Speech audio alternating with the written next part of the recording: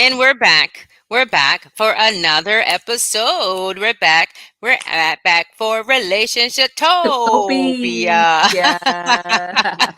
Hello, hello, hello out there, podcasters. Welcome to another episode of Relationship Topia. All things relationships, relationship with God, your creator, relationship with self, which is extremely important, and equally important is relationships with others. We are providing tips to strategies on how to navigate through the complexities of those three relationships because it is vital. And we have fun doing it, right, Joe? Absolutely. Absolutely. So I'm one of your co-hosts, Dr. Terrell Ravenel, and of course we have Joe Speaks Truth here with us as well. And we're just really today, Joe, we're just going to have a little conversation, right? Yeah, let's do it. I'm Well, ready. well, Listen. little light work here, a little light work here, because this is all about conversations. And I believe that any relationship, I know we normally say in marriages and statistically proven that communication is one of the top three reasons why marriages end in divorce. But I would even say is one of the reasons why relationships overall are not effective because there is not effective communication. There's not healthy communication. So that with that said, we just want to communicate with you all tonight. We just want to have an open dialogue, open conversation, and we welcome your questions. We welcome you to, as you're listening to this, your perspective, your insight, your wisdom, even, right, Jill? We don't know everything. We know a lot, Absolutely. but we don't know everything, A right? little But we know. something. We know what we know. We know what we know, and we don't know what we don't know, and it's okay, right? Absolutely. So yeah, today's conversation is all about immunity, if you would. And this is going to be a series. So we have a few episodes lined up for you, but we really want to talk about your marriage is not immune. Your marriage is not immune, and this is going to be part one of this conversation. And of course, immunity, more so meaning that your marriage is not, there's no exception to things happening or struggles and challenges and adversity.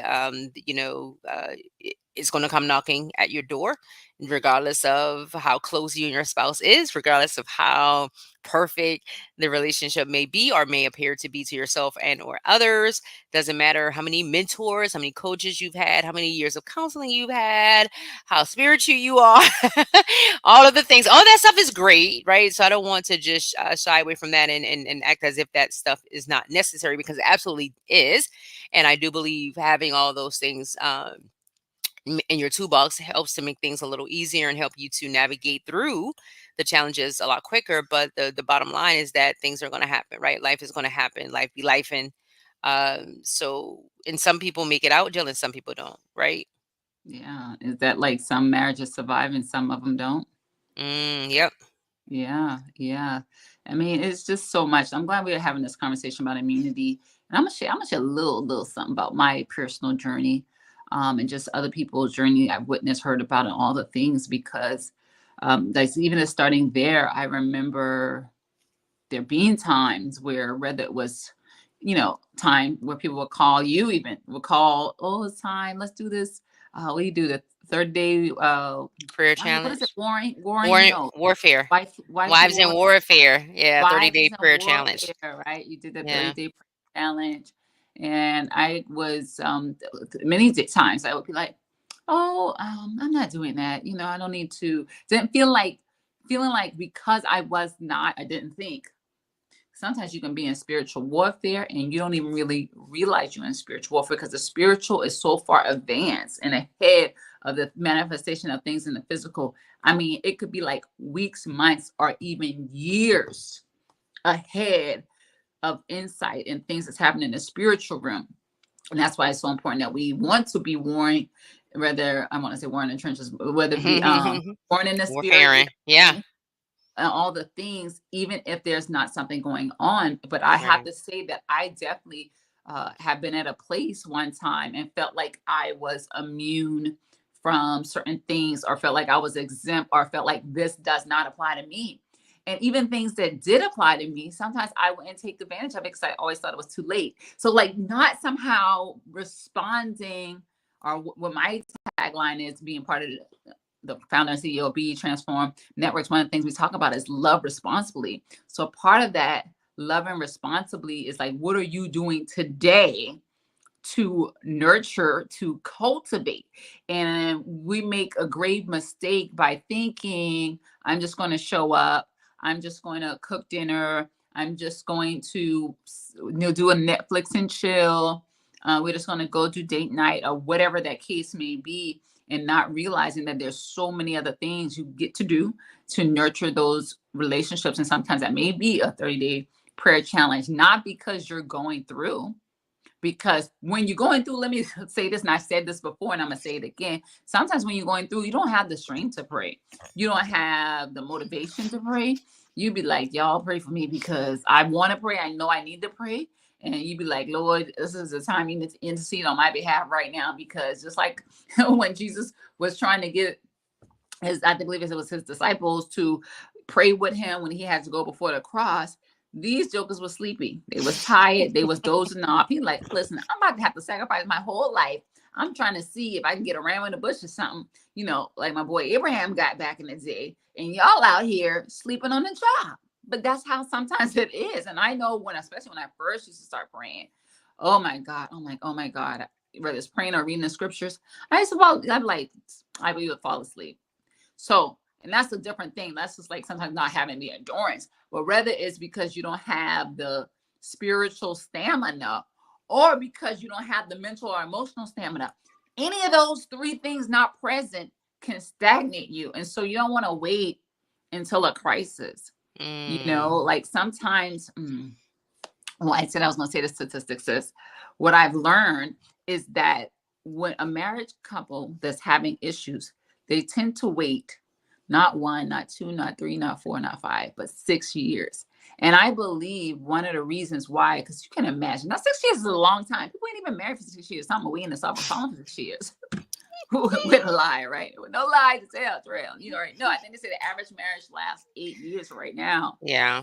So imagine waiting 6 years to solve a problem. I don't believe people just be like wrestling and going back and forth and arguing and bickering and cussing each other out. Or I don't believe they'd be doing that for 6 years. I think it's more like a silent killer, kind of like stress, kind of like Dismissiveness, not dealing with certain things, not talking about certain subjects, staying away from things that trigger them and things of that nature, not doing the controversial stuff. Yeah. a lot of avoiding. Hmm. So a lot of avoiding, and don't tell nobody, y'all. But ladies, y'all don't tell them I say this. But a lot of men tend to have more avoidance, right? Because, and I think you were saying this, Trail. We were talking a little bit before this. You were saying how men. What were you saying? Like something about they're not as regulated or as accustomed to navigating their emotions and that Hmm. ease and things like that. So there may be a level of suppression of And they not. want to So create, yeah, they want to create their own solution rather than walk over here and get the solution that has already been made available to them, because most men, they feel as if, I'm a man, because that's been embedded in their minds their entire life. And the idea of what a man looks like, the makeup of what a man looks like, mentally, physically, spiritually, and things of that nature.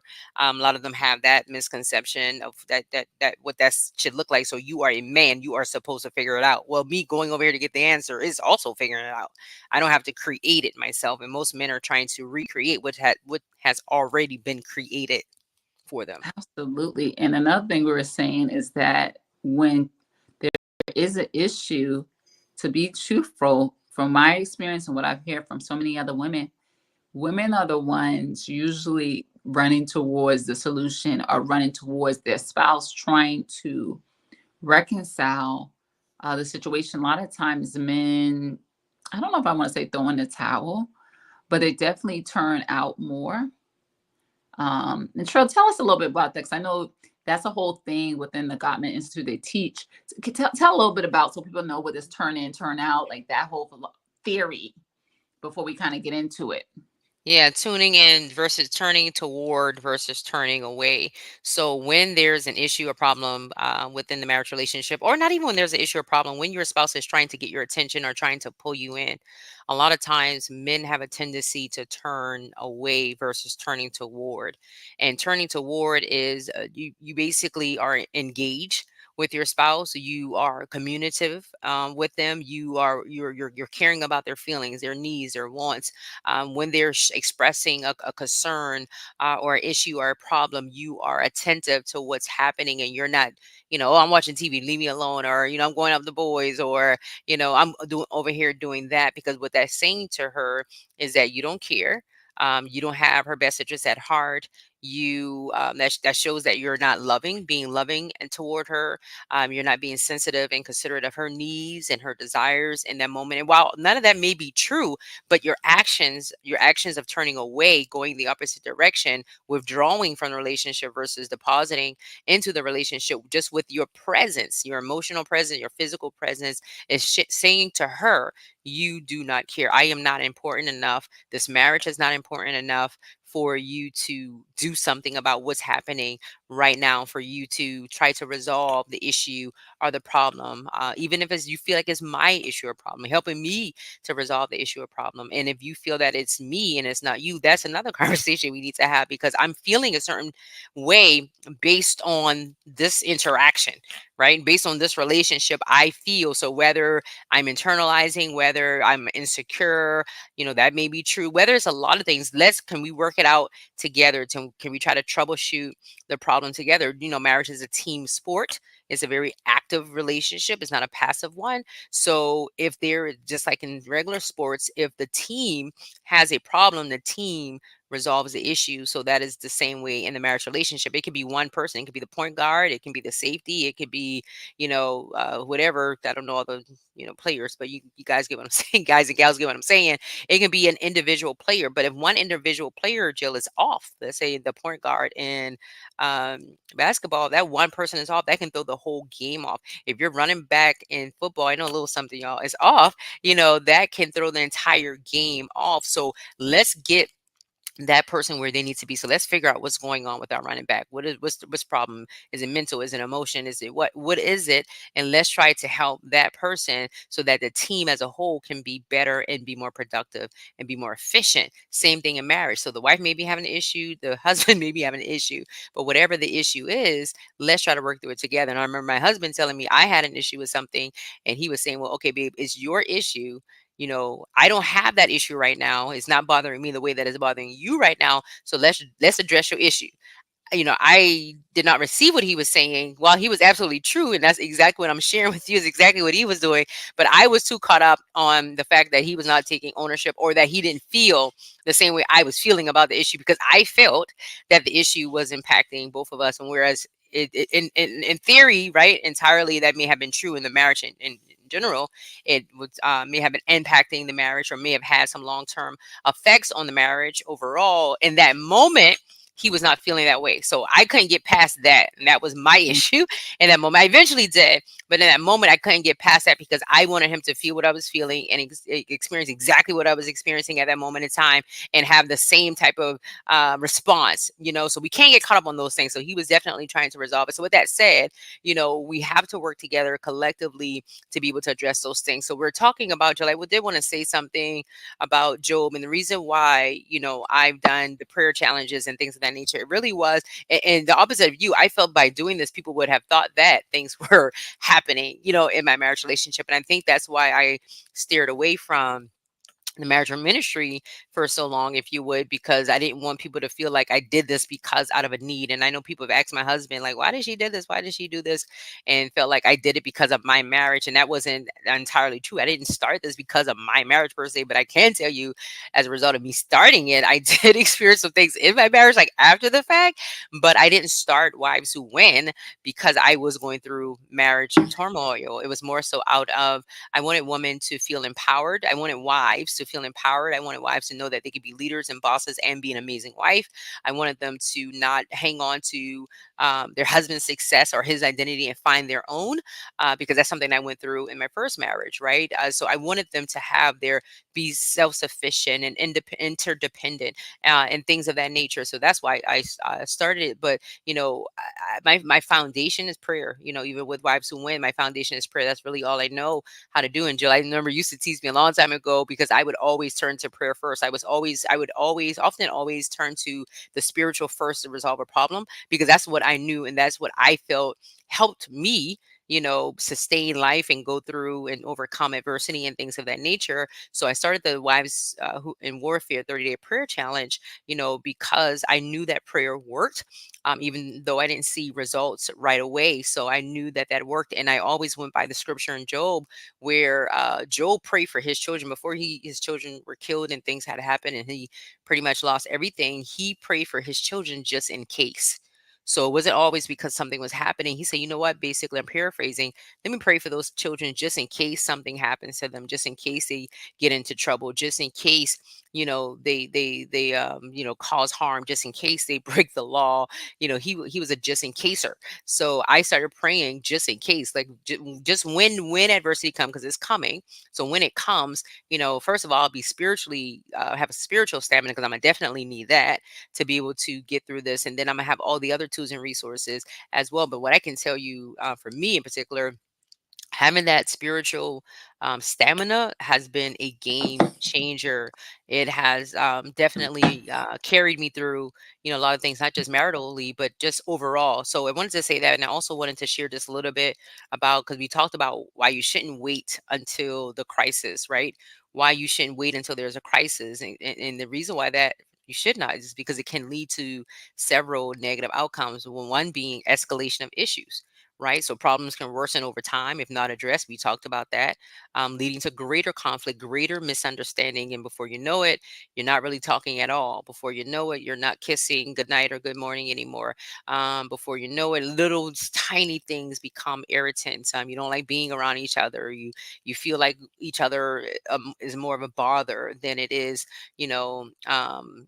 then it is something good. You don't, you wish not to be around that person. You don't want to say anything to them because it might go in a different direction. Number two, emotional distance, right?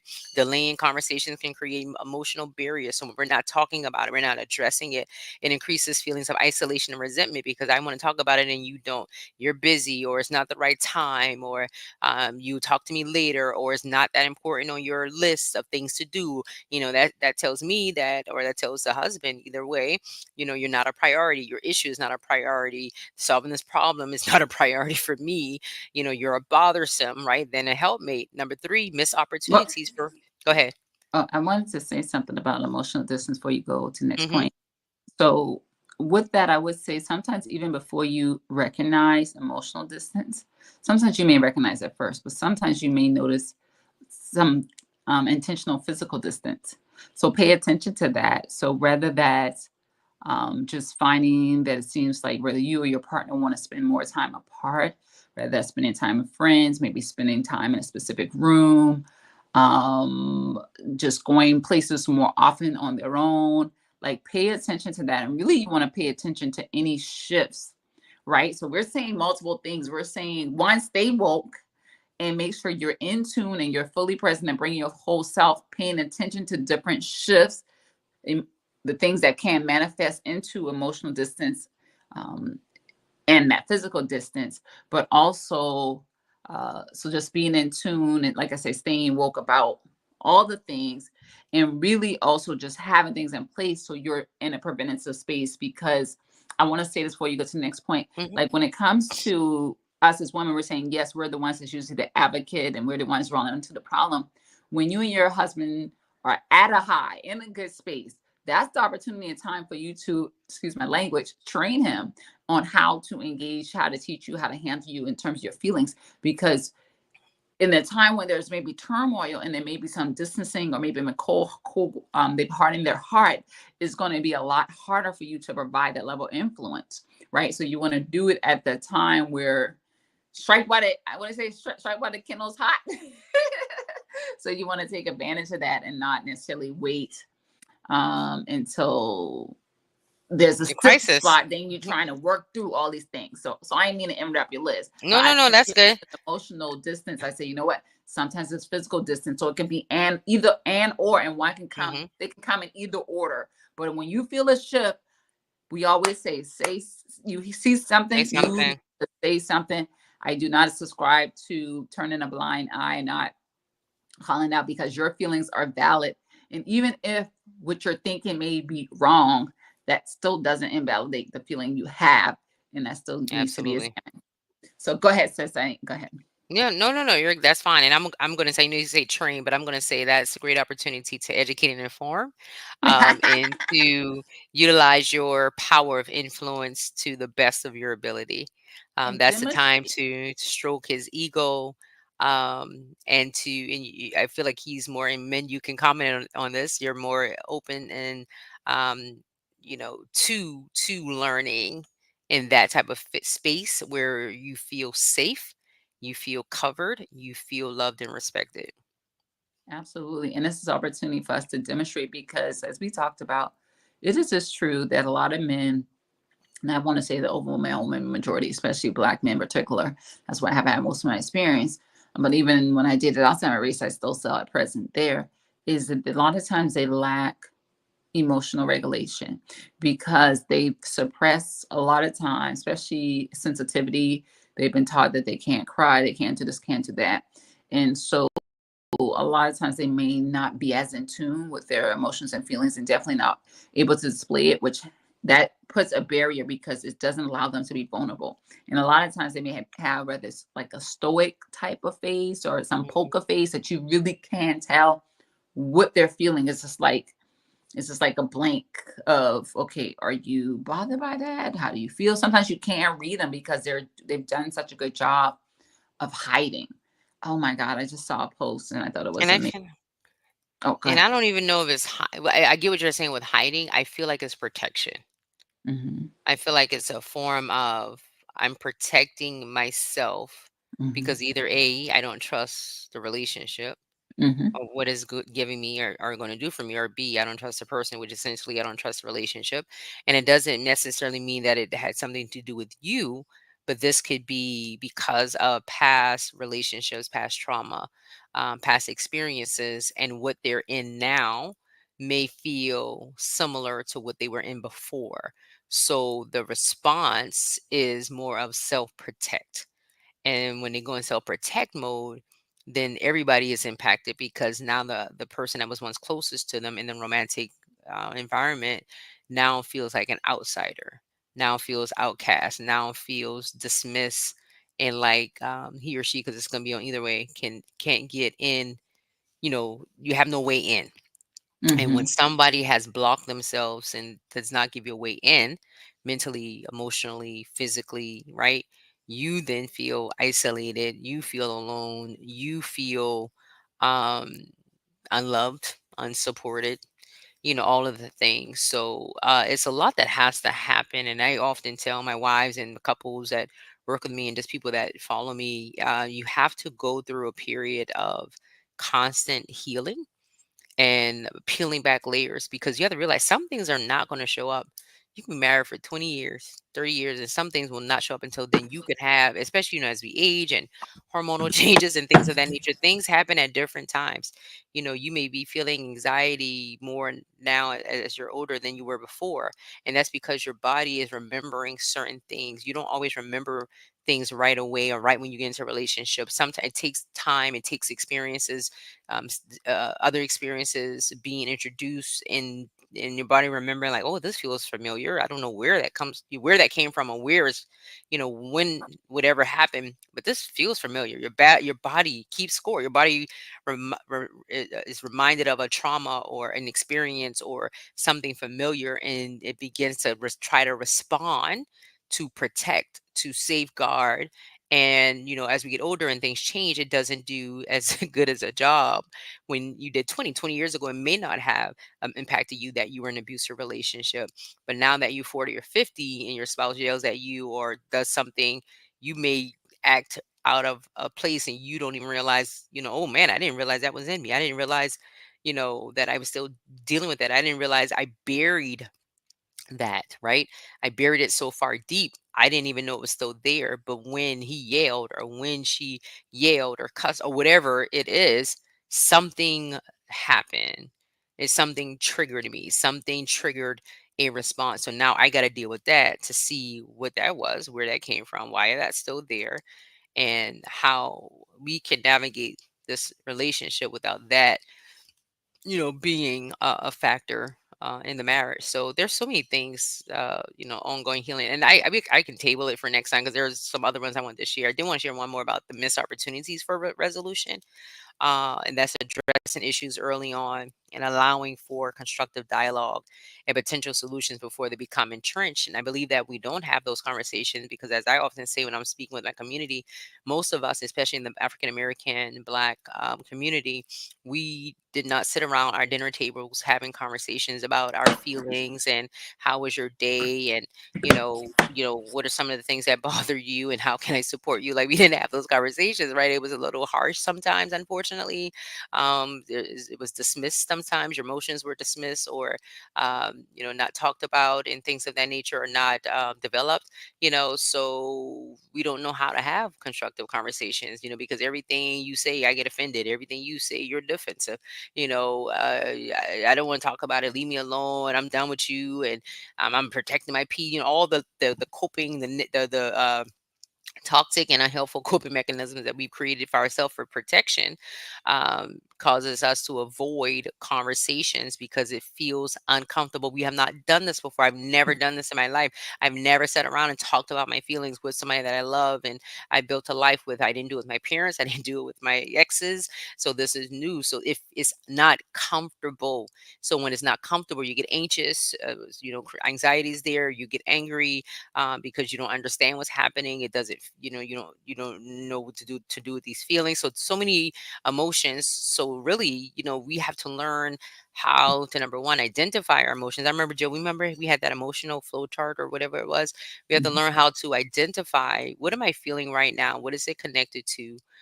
Be it doesn't always have to be connected to a certain lived experience, but what is it connected to overall? What other emotion? Just like anger is a secondary emotion, so it may be connected to another emotion. So why is that emotion there? Where did it come from? And how does it fit into this relationship right now? How does it fit into this scenario right now? So we really have to have, that's the work in marriage that people don't want to do because that's hard. It's hard to admit that I'm disappointed or I'm sad, or or whatever. And I because think of people are not this, used to being, it's really vulnerable. vulnerability. And I don't know if it's something with the Black culture specifically. I think that's part of it, that Hmm. we take vulnerability as weakness. We don't want to be that honest. So it's easy for us to show the emotions of anger, resentment, bitterness, kind of like these, puffed up, that they want to do these puffed up, big bad fox, wolf type of responses rather than saying, man, that really hurt me when you did this. Like, we don't, I again, and then part of my prayer, just this weekend as I move forward, is that spirit of pride, that spirit of this falseness, falsehood of, trying to mask being human. Like, why are Hmm. we masking being human? Yeah, it's not necessary. Just, Because we don't know how to be. We don't know how to be. yeah. We were used to putting on, um like you say, masks. We're used to using things to protect ourselves from experiencing any more uncomfortable feeling. 'Cause I wouldn't even say it's hurt and pain, it's just uncomfortable. Yeah. It's uncomfortable. I go on a ride at the fair, nothing's going to happen, but it's uncomfortable. I'm Mhm. not used to this. I don't know what this is like. I've never, you know, been in this position before. So I don't know how to navigate through it. So that's why we need support. We need counsel. We need wise counsel. We need, through coaches, through counselors, through therapists, through wise friendships, self help. I mean, all of these things are available to us. So there's no reason why, right? It's just a matter of we're not seeking the appropriate and timely answers and responses. So, yep. Absolutely. And so I'm just thinking about marriage maintenance, and I feel like you might have said something about that in one of your emails. But let me just share this. I have this right in front of me today. This is Trail's book, 31-Day Guide on How to Improve Communication and Maximize Intimacy in Your Marriage. Some of you that's watching this video have this in your collection that is collecting dust. And so, what I want to encourage you to grab, well, if you do have it, grab it and set a time, no time like the present, to perhaps go over this with your spouse and say, hey, hubby, let's just go over this, even if you can only do one a week. One a week is better than none at all, right? Or Hmm. you may want to do one a day. But the truth is, talking about that you're not immune and really just be intentional about that maintenance in your marriage, it takes at least, you should be having at least 1 hour a week of meaningful conversation between you and your spouse. And this could be part of leading that off, because like we're saying, a lot of times because of childhood trauma and lack of skills, because of lack of examples, oftentimes we don't know how to communicate. And when you're not communicating, you're not sharing with each other and you're not connecting. So that's how people connect. And I used to think, and I was wrong actually, I don't know, you probably never heard me say it even, but I used to say, oh, women connect through conversations, men connect through activities. Well, it wasn't totally wrong, but it's actually true that men connect through conversation as well. And so it's just us having to be in tune. We got to do a part 2 to talk about it more. But anyway, we're gonna put a pin there. But Pin in I there. want to grab this book, In It to Win It. 31-day guide on how to improve communication, maximize intimacy in your marriage. You can, hopefully we'll get the link down below. If you don't see the link down below, you can grab this off of Amazon. And I want to encourage you to go through this book to start working on your communication, because if you never worked on it, then it needs to be worked on. And even if you're that person, because I was there one time, oh, we never argue, we never fuss. That's not good either, because a lot of times if you're saying that there's never argument, there's never no fussing, there's never no conflict, then usually there's some level of suppression and lack of conversation, which can be even more detrimental because nothing's getting resolved. It's just like under this big carpet, and over time somebody's going to eventually trip over the carpet, because it's only so much you can sweep under the carpet before it becomes a problem. Absolutely. And I'm going to say one thing about that hour conversation. This conversation is about you and your spouse. This is not about your kids. This is not about nothing, because when kids are involved, you tend to, every conversation, every issue you discuss is around the kids. So this is about you and your spouse. So I do want to just encourage you all to take that time to share what is going on between the two of you and how the two of you need to navigate through some of the complexities in the marriage relationship. That's all I want to say.